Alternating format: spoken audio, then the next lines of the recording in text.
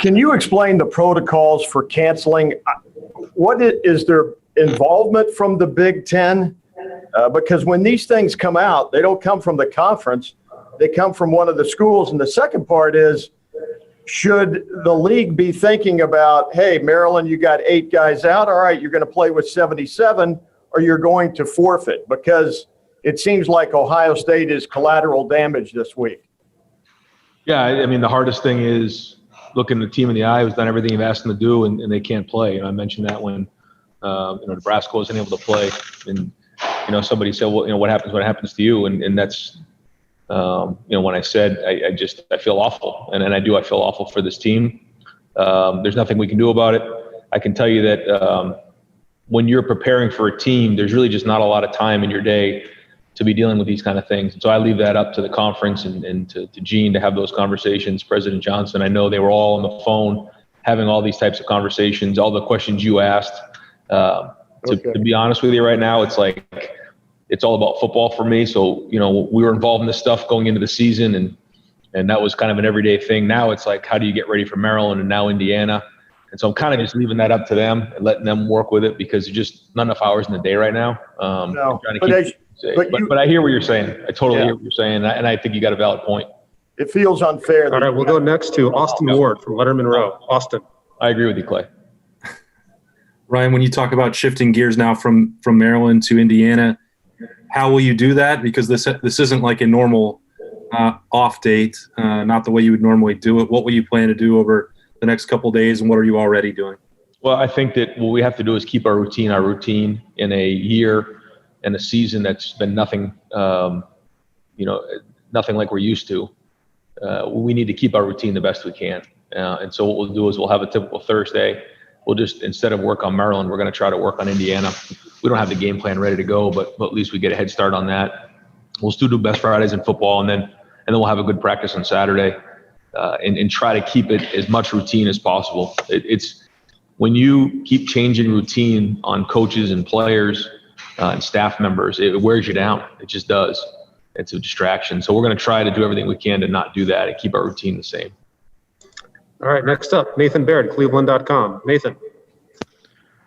Ryan, how much is it going to ease your mind when Thanksgiving break arrives and campus is more or less emptied out, and that maybe makes things a little bit easier as far as avoiding this on your end?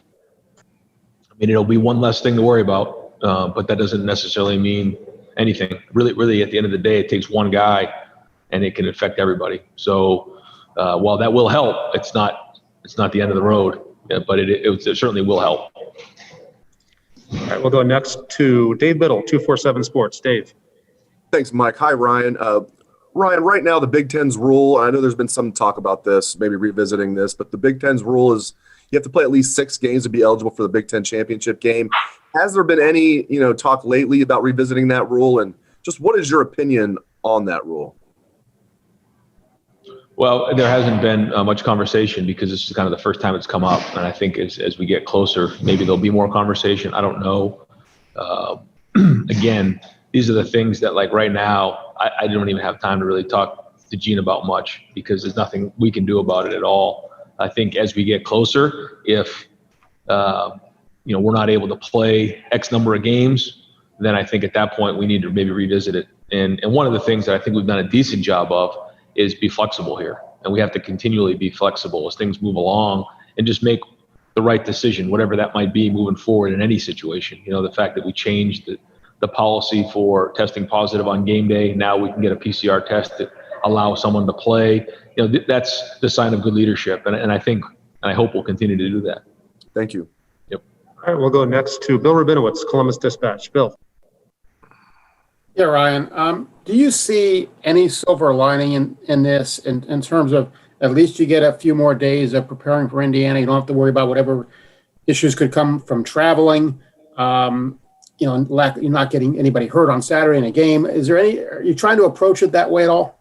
I mean, I guess those would be the few positives to it. We're very disappointed that we're not playing this weekend. But yeah, I mean, if you're going to look at the positives, it's an opportunity for our guys to continue to rest and heal. Although we haven't played very much football, like you said, less exposure going to Maryland, and allows us a few more days for preparation for Indiana.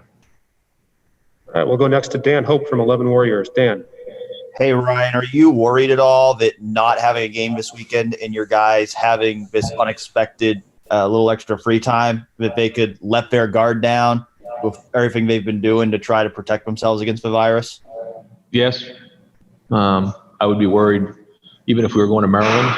But, yeah, now we have more free time on our hands, and anytime that happens, you certainly get more and more concerned.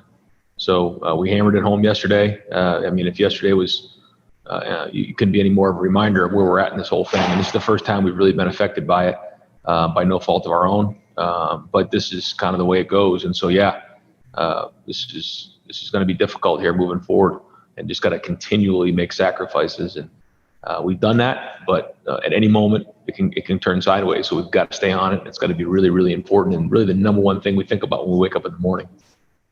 Thanks, Ryan. We'll go next to Rob Aller, Columbus Dispatch. Rob. Hey, Ryan, back in March, April, the messaging was we just want to play football. Right. These guys deserve to play football. And then football comes back and it's we want to compete for a national championship because you guys are competitors. How challenging, how tough would it be if you had to sort of change that messaging back that we just want to play football, if that makes any sense? And you've got the apple out there, and now if they would take that away. It's a good question, Rob. I just there's so many what ifs in different scenarios. It's like we're living in this world where you just don't know what's coming next. And so, like I tell our guys, we can't worry about what's coming next. We have to just worry about today. And that's what I'm trying to do too, because as you can imagine, it can get hard trying to think about all these different scenarios. What if this, what if that, what if this? And one thing's for sure, we don't know what's coming next, So, it's who knows what's coming, but what we can do is do a great job today, maximizing today and get ready for Indiana. And then we go from there. But as they come up and these situations come up, we'll just try to address them and try to advocate for the players and do what's best for them so that, they get what they deserve. We got time for two more. We'll go to Doug Lamarice, Cleveland.com. Doug. Hey, Ryan, I know it's hard. It's like you're trying to think about football and we're trying to get in your head. I get it. I get it. I was back on September 16th when the Big Ten announced they're coming back, and we talked to you and Gene and President Johnson. It just felt like there was a lot of optimism then about, hey, this is the Big Ten testing plan. We're ready for this. We can do this. So as this has happened, now your team, you guys are handling it, but you can't play this week for something else. Wisconsin had 2 games canceled.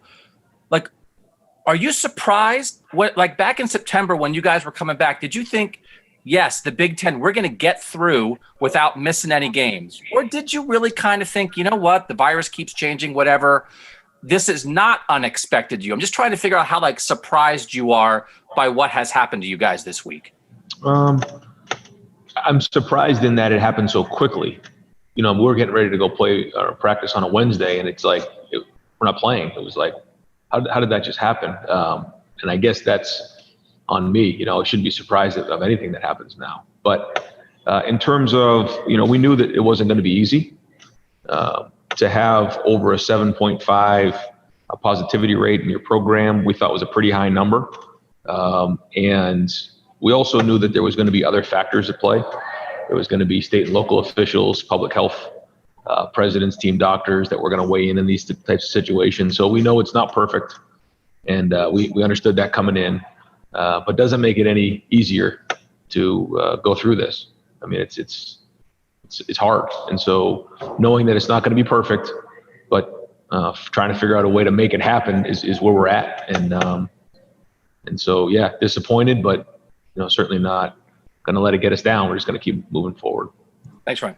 Yep. And last question to Bill Landis from The Athletic. Bill. Hey, Ryan. I know to a certain extent you always have people in the background kind of working ahead a little bit and collecting some film, but what are the logistics of switching the opponent you're thinking about midweek, and how's that gone so far? Yeah, that was like fast and furious. It was 2:15 and we had a 2:30 team meeting.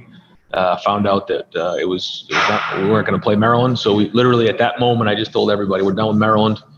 And coaches are kind of looking at you like, okay, so what are we doing, coach? So we just kind of went out there, had a good practice, and we were just working on fundamentals, base plays against base defenses. And then And then all of our attention last night and today went to Indiana.